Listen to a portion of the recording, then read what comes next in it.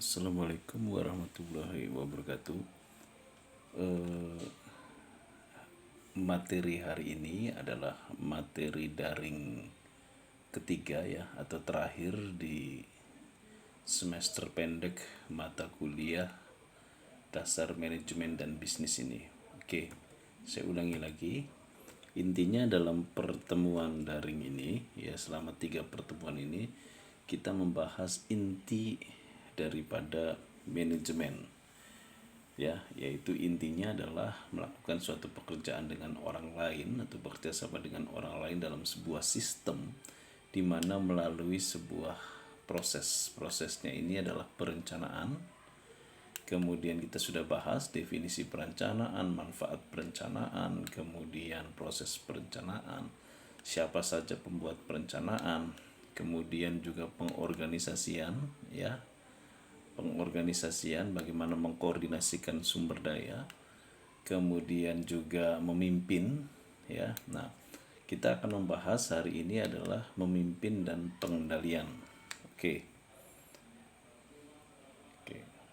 Di sini oke. Memimpin atau leading adalah meliputi kegiatan yang mengarahkan, mempengaruhi, dan memotivasi para anggota organisasi untuk melaksanakan tugas tertentu agar selalu bergerak ke arah sasaran yang sudah ditetapkan. Jadi tugas pemimpin pada dasarnya adalah bagaimana dia bisa mengarahkan ya, dan jika dia bisa mempengaruhi dan memotivasi siapa, yaitu para bawahannya atau para anggota organisasi. Agar apa? Para anggota organisasi yang merupakan elemen sistem ini bisa melaksanakan tugas tertentu agar selalu bergerak ke arah sasaran yang sudah ditetapkan. Jadi seorang pemimpin yang berhasil itu bisa memotivasi, bisa mengarahkan anggota organisasinya agar bergerak sesuai dengan sasaran yang sudah ditetapkan oleh organisasi. Ya. Nah, maka di sini dari definisi leading ini ada proses ya, proses leadingnya, proses memimpin yaitu sasaran organisasi. Ya, jadi seorang pemimpin itu dia harus punya sasaran, harus punya tujuan. Makanya kenapa seorang pemimpin itu harus memiliki visi, memiliki misi ya. Visi itu adalah cita-cita dia, misi itu adalah bagaimana cara untuk meraih cita-cita tersebut. Jadi di seorang pemimpin itu dia harus punya mau kemana organisasi itu dibawa, sama halnya seorang nahkoda, sama halnya seorang pilot, sama halnya seorang supir bus misalkan. Si supir, pilot, dan nahkoda itu akan tahu kendaraannya itu mau dibawa kemana, mau ke arah tujuan kemana. Maka seorang pemimpin itu di kepalanya dia harus punya sasaran organisasi. Nah, kalau dia memiliki sasaran organisasi, ya, dia sudah memiliki sasaran organisasi. Bagaimana seorang pemimpin itu dia agar ke arah sasaran tadi, ya, dia harus bisa mengarahkan, ya, ya, mengarahkan. Jadi jangan sampai pemimpin itu salah menginterpretasikan atau salah mengarahkan kepada bawahannya. Salah mengarahkan dalam arti begini. Misal seorang pemimpin inginnya ke A, tapi ditafsirkan oleh bawahannya ke B. Nah, ini nanti tidak akan mencapai sebuah sasaran organisasi. Jadi dia harus mengarahkan secara jelas tugas-tugasnya. Ya, memang di dalam leading itu ada 3 kepemimpinan ya di dalam menurut level manajemen. Yang pertama itu adalah top management. Top management akan mengarahkan kepada middle management. Middle management akan mengarahkan kepada lower management ya, agar sesuai dengan sasaran yang diinginkan. Nah, seorang pemimpin yang baik selain dia bisa mengarahkan agar ke arah tujuan yang sudah ditetapkan, agar selalu bergerak ke arah sasaran yang sudah ditetapkan, dia juga harus bisa memotivasi personal organisasi, memotivasi dan mempengaruhi ya. Memang teori motivasi itu banyak. Ada orang yang termotivasi karena faktor adanya insentif, faktor adanya reward ya. Nah, faktor adanya balas jasa dan sebagainya. Tapi ada juga orang termotivasi karena adanya punishment, karena ada sanksi dan sebagainya. Nah, di dalam teori motivasi itu banyak. Tapi yang bagus itu adalah motivasi berdasarkan dari cinta dia pada pekerjaan, kesukaan dia pada pekerjaan, sehingga ini akan mudah dimotivasi. Makanya seorang pemimpin itu juga harus mengetahui karakter bawahannya, sehingga dia akan mengetahui teori motivasi mana yang akan digunakan agar supaya dia bisa mengarahkan tugas tersebut. So kalau dia bisa memotivasi bergerak ke arah tujuan, maka dia akan mudah mengarahkan bawahannya. Jadi, tapi kalau dia gagal memotivasi personalnya, dia akan sulit mengarahkan agar bawahannya bergerak ke arah sasaran. Jadi seorang pemimpin itu dia harus bisa mengarahkan, dan juga dia harus selalu memotivasi agar selalu bergerak ke arah sasaran. Selain mengarahkan tugas dan memotivasi, seorang pemimpin juga dia harus bisa mengawasi, ya, mensupervisi implementasi pekerjaan. So bisa jadi si bawahan itu sudah diberikan arahan secara jelas, dimotivasi, tetapi bisa jadi tidak mencapai sasaran yang diinginkan. Mengarahkannya sudah betul, memotivasinya sudah betul, bisa jadi bawahan itu tidak mengimplementasikan, tidak melaksanakan sesuai dengan arahan. Maka di sini perlu adanya supervisi atau mengawasi implementasi pekerjaan bawahannya. Jadi itu diawasi. Sebab kalau tidak diawasi bisa terjadi penyimpangan, ya. Bisa terjadi bawahan itu melakukan sebuah tindakan yang tidak mengarah kepada tujuan organisasi. Nah, seorang pemimpin juga harus bisa pandai mengevaluasi dan mengoreksi. Bagaimana misalkan kenapa bawahan itu tidak bisa mengimplementasikan, kan apakah orangnya, apakah salah dalam mengarahkan, apa kurang bisa memotivasi. Nah, maka di sini harus ada tindakan evaluasi. Mengevaluasi itu membreakdown atau mempelajari permasalahannya, mengapa implementasi ini tidak bisa tercapai sesuai tujuan atau sasaran. Nah, kalau sudah mengetahui permasalahannya, baru melakukan tindakan koreksi, memperbaiki, ya, agar tidak menjadi kesalahan-kesalahan di masa yang akan datang. Nah, itu adalah yang disebut dengan tindakan evaluasi. Jadi saya ulangi lagi, pada dasarnya memimpin adalah seorang pemimpin itu harus punya sasaran organisasi, ya. Seorang pemimpin itu harus pandai bisa mengarahkan tugas, dan seorang pemimpin juga harus bisa memotivasi personal organisasi, sehingga nanti kedua hal ini bisa diawasi pekerjaannya, ya. Pekerjaan bawahan itu bisa diawasi. Agar apa bisa diawasi? Agar dia tetap bergerak ke arah tujuan, dan juga harus bisa evaluasi mengapa tidak mencapai sasaran tersebut. Oke, ini ada hubungannya nanti dengan controlling, ya, pengendalian, ya, controlling, pengendalian. Nah, definisinya pengendalian adalah suatu tindakan untuk memastikan apakah hasil yang sudah diraih, jadi apakah hasil yang sudah kita capai itu sesuai tidak dengan rencana. Jadi kalau kita lihat sifat interaksinya demikian. Kalau kita lihat di sini, ya, ini ada gambar ini, ya. Ya, di sini kita membuat planning, ya. Di sini ada target, kemudian kita mengkoordinasikan tenaga kerja, menganggarkan sumber daya dan sebagainya, kemudian kita mengawasi pelaksanaan, ya. Nah, jika hasil pelaksanaan ini tidak sesuai dengan rencana, itu mengapa? Tanda tanya, kan, question mark, tanda tanya, mengapa hasil, ya, tidak sesuai dengan rencana. Implementasi adanya di sini nih, ya, di sini.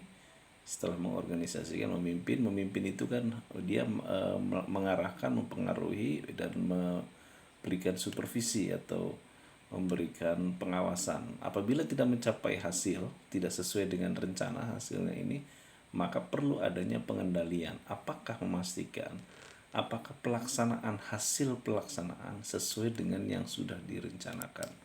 Maka kalau kita lihat secara detail, ya, bagaimana langkah-langkah membuat pengendalian. Nah, gambarnya demikian. Ya, langkah-langkah dalam membuat pengendalian. Di sini sasaran organisasi kan rencana ya. Perencanaan sudah kita buat misalkan. Nah, sorry, di sini. Ya. Ya, ini controlling ya atau pengendalian. Perhatikan di sini. Ini adalah sasaran organisasi, rencana yang sudah dibuat. Kita melakukan controlling. Rencana itu harus jelas, harus ditetapkan menggunakan standar rencana tersebut, ya. Nah, kemudian hasilnya, prestasi itu hasil ya.